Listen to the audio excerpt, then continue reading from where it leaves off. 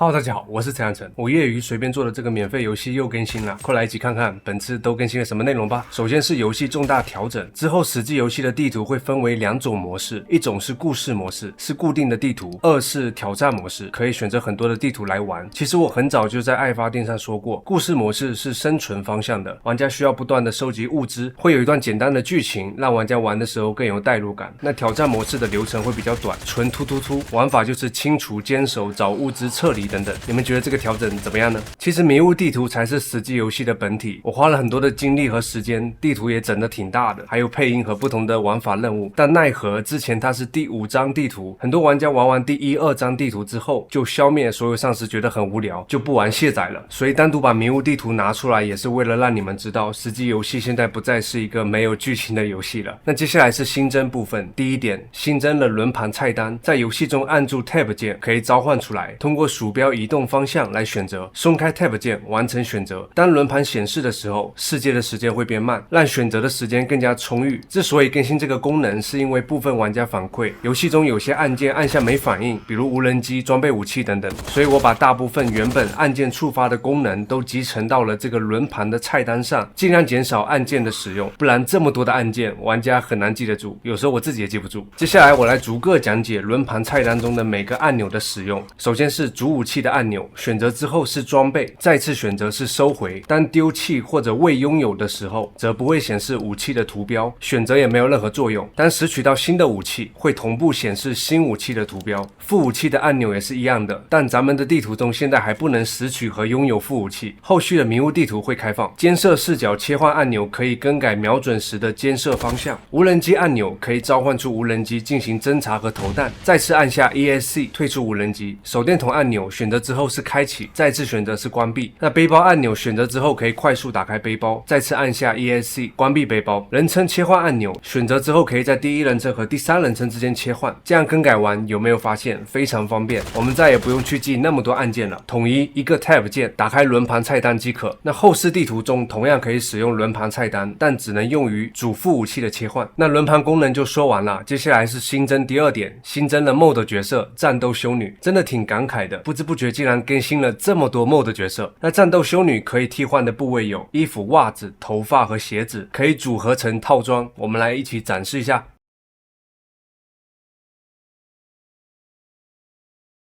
再来展示一下进入游戏中的效果。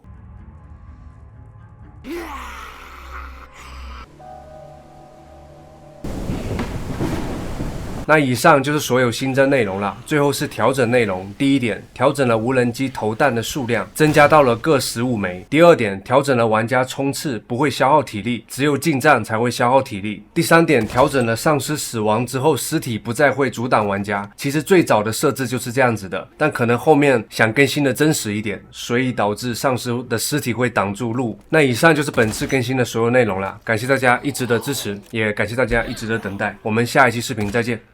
拜拜。